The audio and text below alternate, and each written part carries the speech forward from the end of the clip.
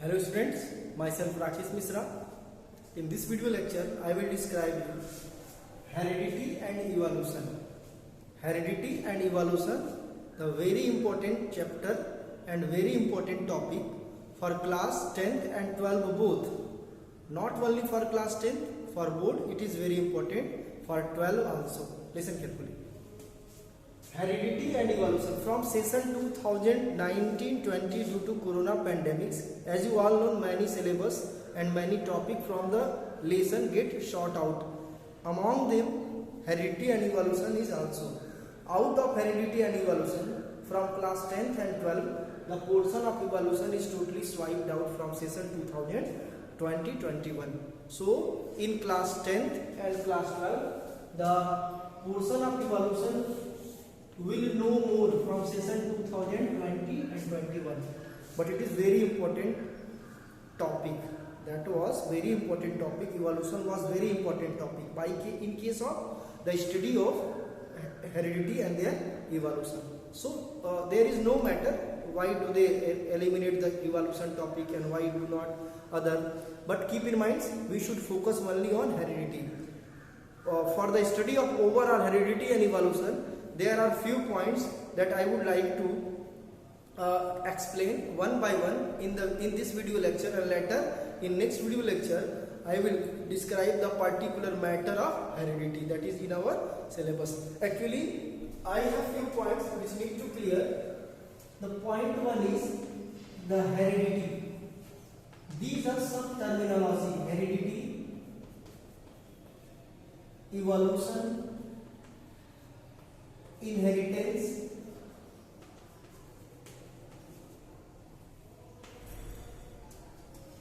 speciation, variation, genes,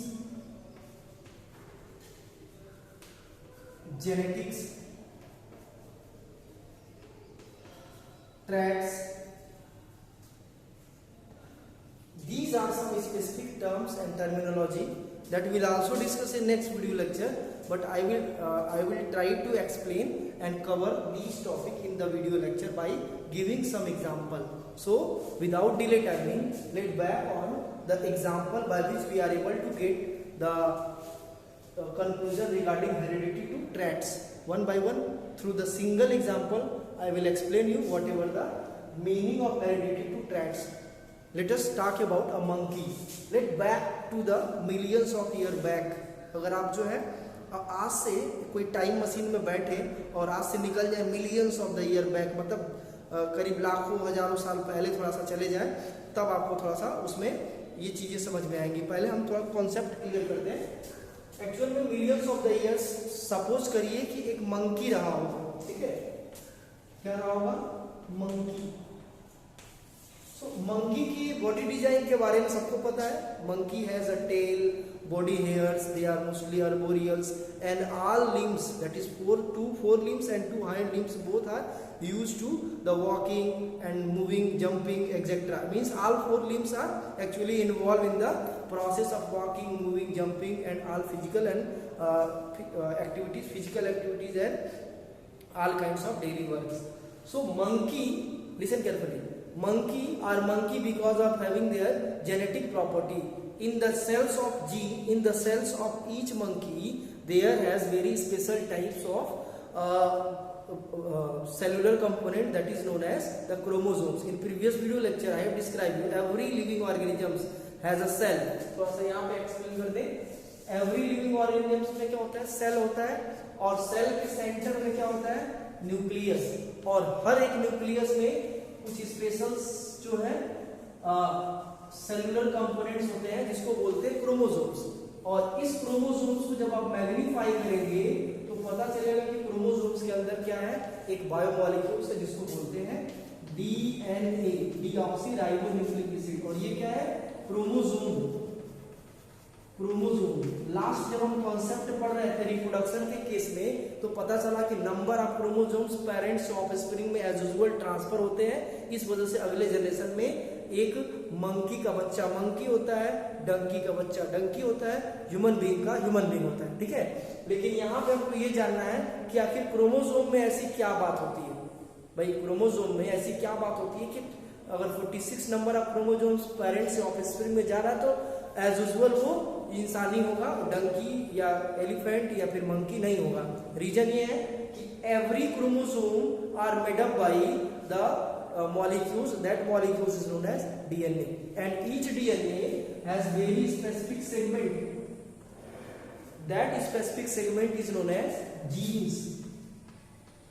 So I hope your concept is clear for genes. So write down, genes are the specific segments over the DNA that responsible for the characteristics of living being.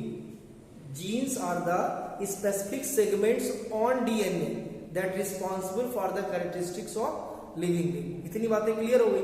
तो ये multiple genes है क्योंकि हमारे body में बहुत सारे characters हैं। कुछ जीन्स आंख बनाते हैं, कुछ जीन्स नाक बनाते हैं, मुंह बनाते हैं, अपर लिप। अब यहाँ तक देखो, ऊपर का ओठ दूसरा जीन बनाएगा, नीचे का ओठ दूसरा जीन बनाएगा। क्लियर है ना।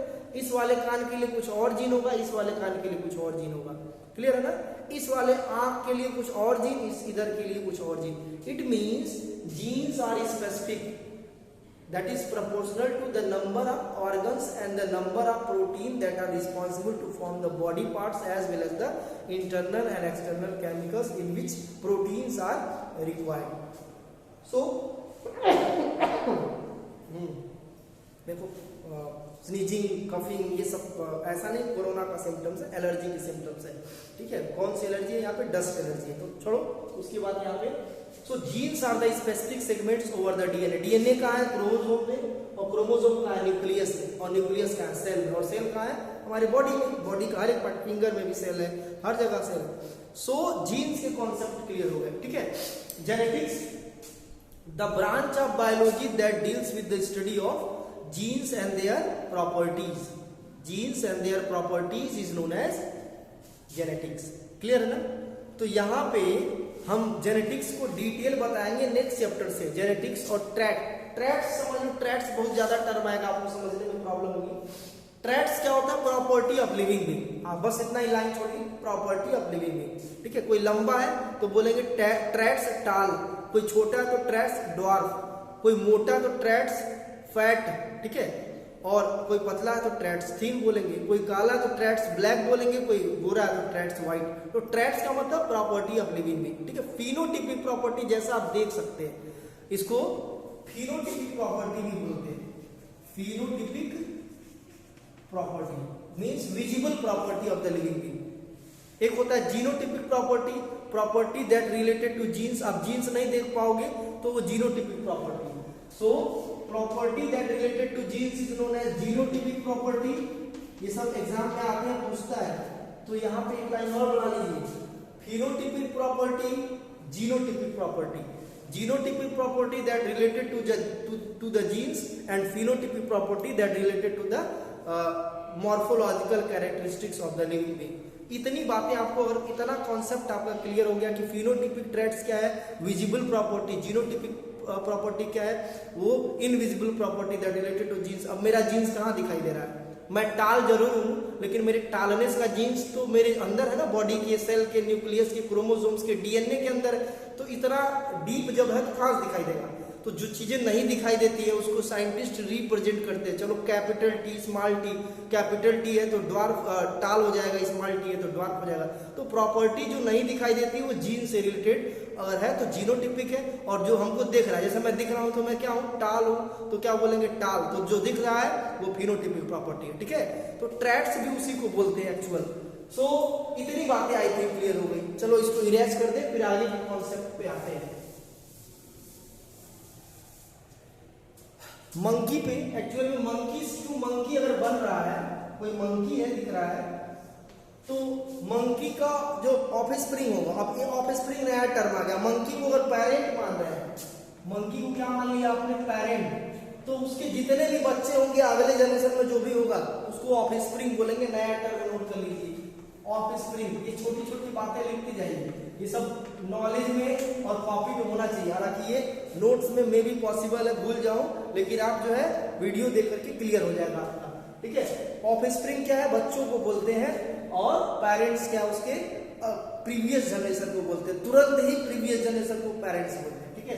तो ये क्या ऑफस्प्रिंग, मंकी का ऑफस्प्रिंग मंकी होगा, क्लियर था, या हुआ होगा। ये हाइपोथेटिकल है, अभी जो मैं कॉन्सेप्ट बता रहा हूँ अभी ये क्या है, हाइपोथेटिकल है, means millions of the years पहले को मैंने कहा था, आप अज्यूम कर लीजिए, और उसके बाद क्या हुआ कि मंकी टू मंकी बना होगा।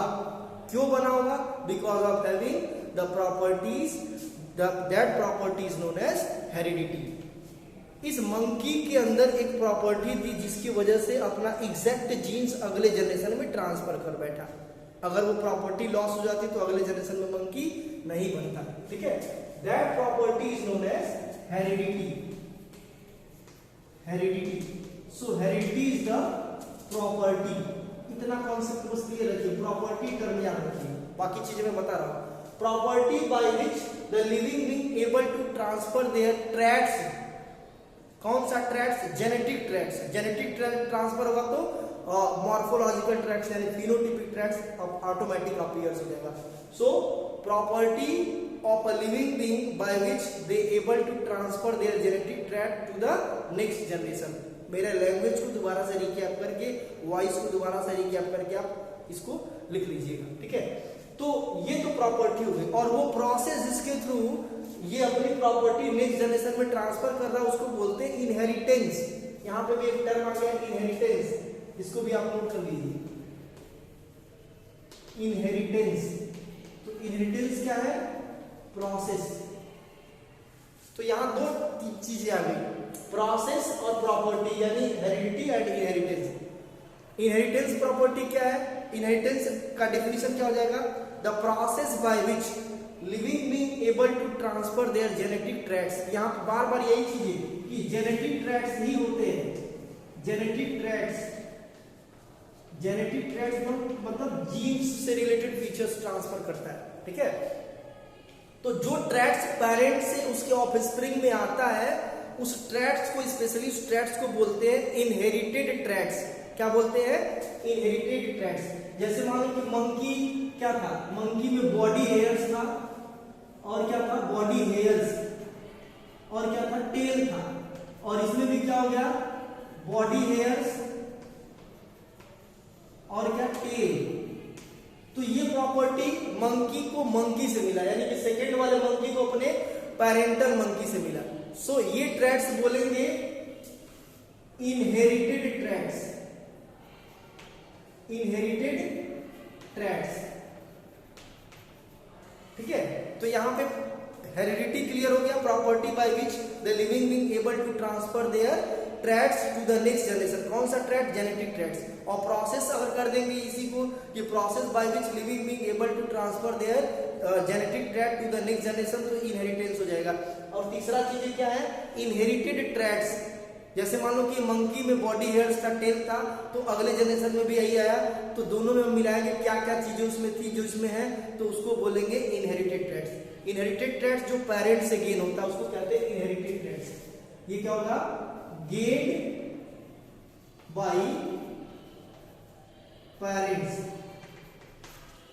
जो पेरेंट्स से गेन होता है उसको इनहेरिटेड ट्रैट्स। अब ये मंकी जो है, मान लो कि एक पेड़ से दूसरे पेड़ पे ही जा पाता था दिन भर में, लेकिन अगर ये मंकी दिन भर में 10 पेड़ घूम ले तो उसको अपने पापा से, उसके पेरेंट्स से नहीं मिला है प्रॉपर्टी, ये प्रॉपर्टी खुद ये गेन किया। जैसे अगर आपके पापा डॉक्टर है तो इसकी कोई गारंटी नहीं कि आप डॉक्टर बनेंगे, क्योंकि आपके पापा ने पढ़ाई किया तो डॉक्टर बन गए, आप पढ़ाई नहीं करेंगे डॉक्टर नहीं बनेंगे। लेकिन आपके पापा इंसान थे तो आप इंसान हो गए, यानी कि आपके पापा ने एक प्रॉपर्टी ट्रांसफर कर दी। कौन सी प्रॉपर्टी, वो जेनेटिक प्रॉपर्टी ट्रांसफर कर दी, और इनहेरिटेड प्रॉपर्टी आपको मिल गया। तो इनहेरिटेड प्रॉपर्टी लोगों को आसानी से मिल जाती है। एक्वायर्ड मीन्स होता है गेन किया हुआ, जो लाइफ टाइम हम गेन करते हैं वो एक्वायर्ड ट्रैट्स होता है। तो ये ट्रैट्स जो हम लाइफ टाइम गेन करते हैं, ट्रैट्स जो हम लाइफ टाइम गेन करते हैं, life time, that is known as acquired traits, acquired traits. So traits are basically two types, the inherited traits and acquired traits. Inherited traits are those traits that we gain from our parents and acquired traits that we gained in our life span is known as acquired traits. ठीक है, acquired traits और inherited traits में थोड़ा सा different होता है. जैसे मैंने बताया कि एक्वायर्ड ट्रेड्स में आपकी इंटेलिजेंस, ठीक है, आप क्या डिग्री गेन कर लिए, क्या आपके पास जॉब्स हो गई, ठीक है. एक पहलवान का लड़का हमेशा पहलवान नहीं होता है, एक जो है हैमर जो आयरन मैन होता है उसका लड़का हमेशा आयरन मैन नहीं होगा. तो ये इसलिए होता है क्योंकि उसके पेरेंट्स ने, जैसे मान लो कोई आयरन मैन है, लोहे से पीट पीट के अपने हाथ को, इस हाथ को काफी मजबूत कर लिया है, इसकी कोई गारंटी नहीं अगले जनरेशन में उसके बच्चे का हाथ जो काफी मजबूत होगा, इसी कोई गारंटी नहीं. ठीक है, आप जनरली बहुत सारे एग्जाम्पल को देखेंगे. जैसे सचिन का लड़का सचिन जैसा नहीं बन पाया अभी तक, ठीक है, और फ्यूचर में सचिन ने अपनी एबिलिटी अपने टाइम में गेन किया, अपनी प्रॉपर्टी अपनी वजह से गेन किया था. इस वजह से सचिन तेंदुलकर, उसके बच्चे ने उस प्रॉपर्टी को अभी तक गेन नहीं कर पाया, इसलिए वो भी एज यूजुअल है. तो यहाँ पे acquired traits I hope clear हो गया होगा.